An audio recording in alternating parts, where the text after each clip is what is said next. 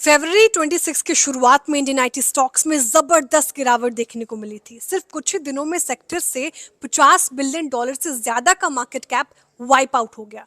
Trigger क्या था? Anthropic AI ने क्लॉड कोवर्क लॉन्च किया है, एजेंटिक एआई टूल्स का एक पावरफुल सूट। इन टूल्स में लीगल प्लगइन भी शामिल था जो ऑटोनोमसली यानी खुद से कॉन्ट्रैक्ट रिव्यू, कोडिंग और वर्कफ्लो ऑटोमेशन जैसे कॉम्प्लेक्स काम कर सकता है।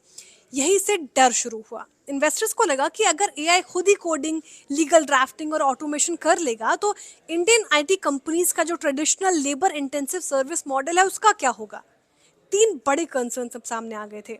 एआई ट्रेडिशनल एडीएम का काम कम कर देगा, सैस कंपनीज आईटी सर्विस को बेकार बना देगी और मार्जिन्स प्रेशर में भी आ जाएंगे। लेकिन अब कहानी में एक ट्विस्ट आ गया और आज की सबसे बड़ी खबर भी यही है। इन्फोसिस ने एंथ्रोपिक के साथ स्ट्रेटेजिक पार्टनरशिप अनाउंस किया है advanced enterprise AI solutions develop करने के लिए। दोनों अब साथ काम करेंगी।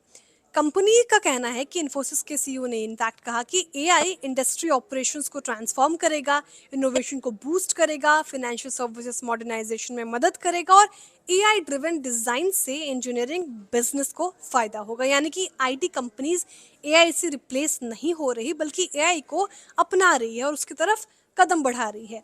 ग्लोबल ब्रोकरेज नोमुरा का भी यही मानना है। उनका मानना है कि मार्केट काफ़ी डर रहा था, वो डर जायज़ नहीं था, बिल्कुल भी ओवरडन हो गया था। इनफैक्ट वर्स्ट केस सिनेरियो में ग्रोथ 2 से 3% तक ही गिर सकती है, लेकिन एआई को अगर अपना ले तो यहाँ से तस्वीर और बेहतर हो सकती है। हायर मार्जिन्स और बेटर वैल्यूएशंस भी पॉसिबल हैं।